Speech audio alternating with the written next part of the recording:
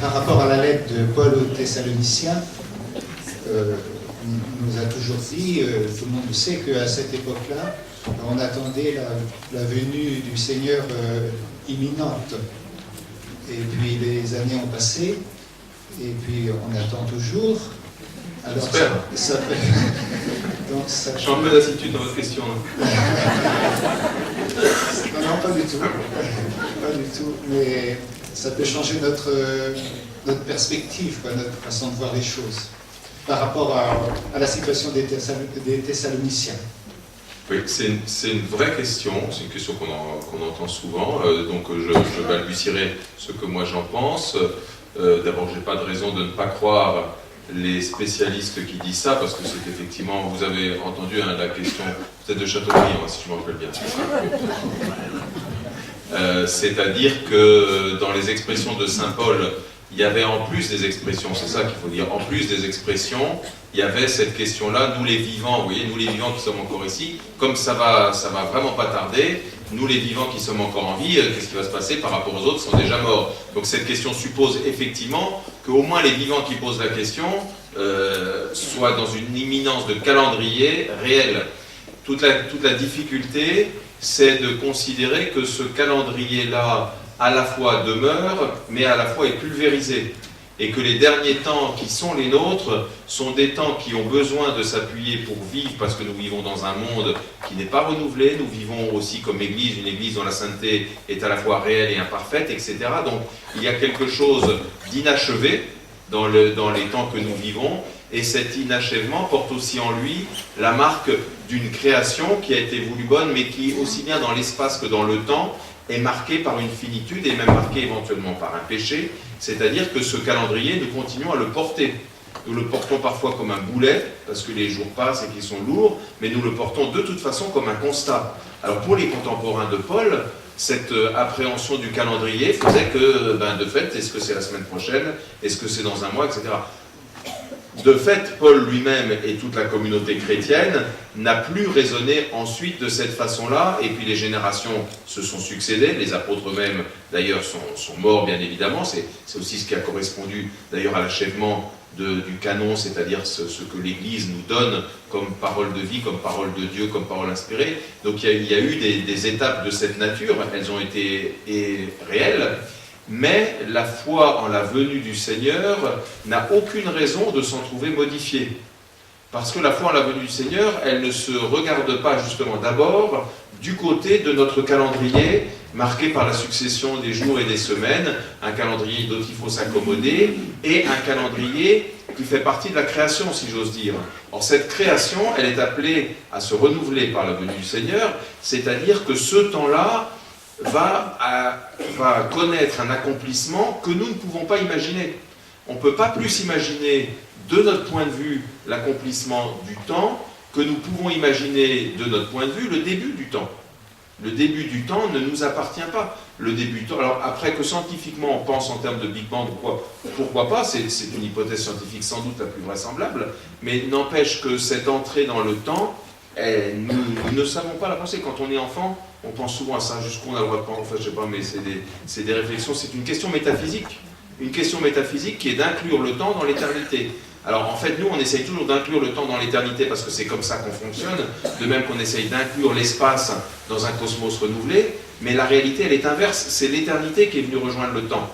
Et ça, on ne peut pas l'imaginer, on peut le croire. Saint Paul l'a cru, et l'Église continue à le croire, ce qui veut dire que pour aujourd'hui, l'imminence de la venue du Seigneur est la même joie pour nous que pour les chrétiens d'il y a 15 siècles ou d'il y a 5 siècles, et qu'à chaque fois que nous nous disons, en regardant notre montre, ça traîne un peu, eh ben, je crois vraiment qu'à chaque fois, c'est qu'on est sorti de la façon de voir avec les lunettes de Dieu et qu'on a repris les façons de voir de l'homme ancien, celui qui est renouvelé par la résurrection et qui ne se pose pas cette question-là.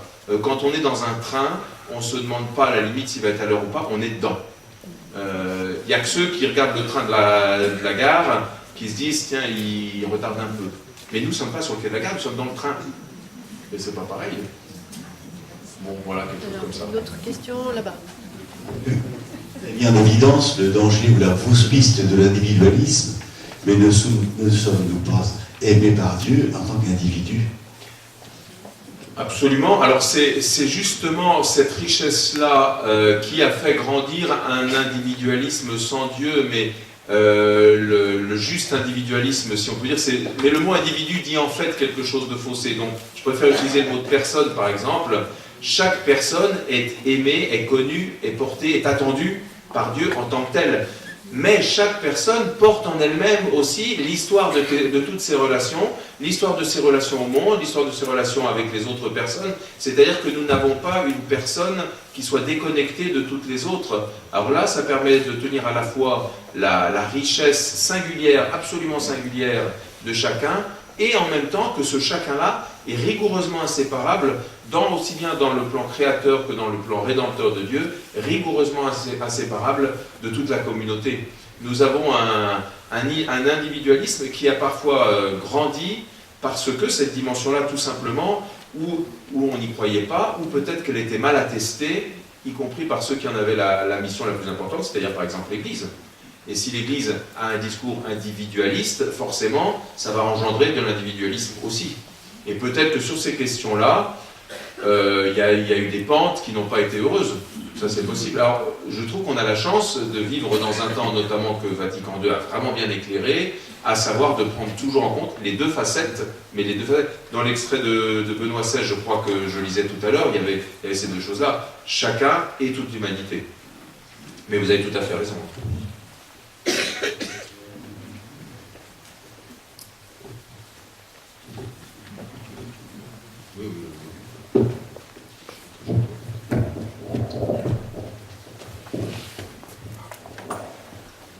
Bon, c'est pas tellement une question, c'est simplement une remarque. J'ai bien aimé l'expression espérance maximale, voilà, et je la mets en rapport avec des fois certains retours de visite, je dirais, que font les bénévoles à l'hôtel Dieu, parce que c'est là où je suis, où justement dans les rencontres qu'ils ont faites, au contraire, ils expriment qu'ils ont rencontré une espérance minimale des fois, voilà, dans les rencontres. Alors ça ne renvoie pas directement au topo, ça renvoie plutôt au mystère de l'incroyance, si on va aller par là, voilà, mais voilà, dans le sens où, voilà, mais même des fois devant la mort, même devant certaines choses, voilà, l'impression que, voilà, alors soit peut-être qu'ils ne le disent pas, parce qu'ils ne l'expriment pas, mais autrement on a l'impression d'être devant un peu une espérance minimale. Enfin, c'est pas, voilà, seulement une remarque pour dire justement, voilà.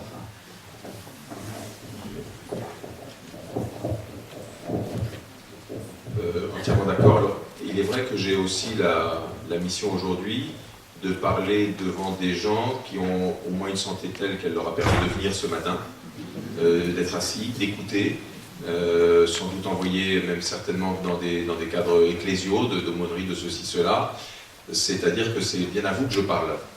Et que de fait, je sais très bien que les rencontres que vous avez, vous les vivez vous telles que vous êtes, avec des personnes bien réelles, portées par peut-être une foi inexistante ou ce qui ne sait pas dire, une charité peut-être balbutiante, tout ce qu'on veut, ça c'est certain, et ce ne sont pas ces mots-là qu'il faudra sans doute utiliser, même sans doute jamais.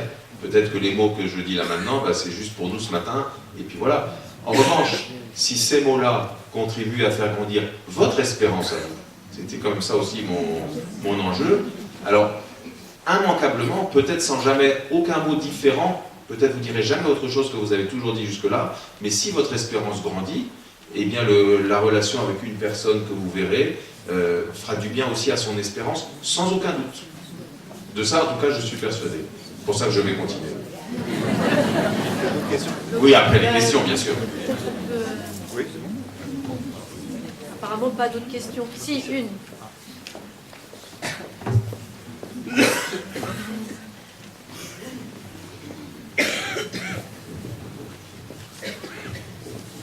Je vous remercie pour tout ce développement autour de l'espérance par rapport à ceux qui sont partis.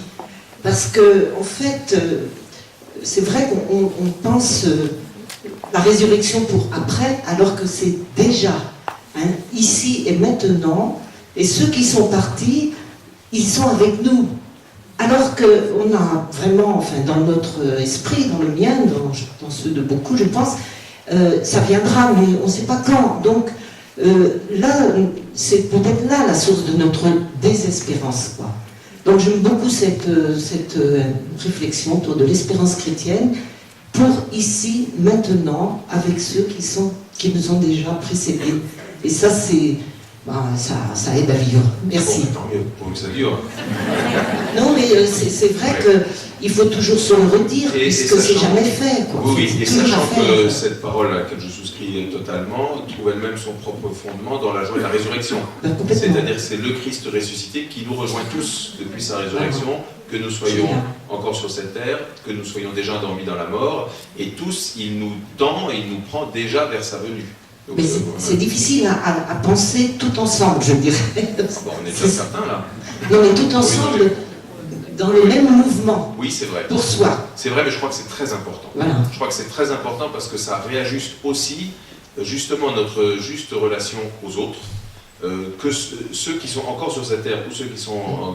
et ça la recentre aussi sur la personne du Christ qui est effectivement la clé de toutes nos relations. Nous aimons parfois, ou nous sommes parfois tentés de bâtir plein de relations qui soient belles et puis d'y inviter le Christ à participer, parce que nous l'aimons bien. Oui. Mais je pense que c'est un peu tardif. On peut gagner du temps en tout cas, et on peut faire plus profond en le mettant dès maintenant au cœur de toutes nos relations, et on le peut parce qu'il est ressuscité. Merci.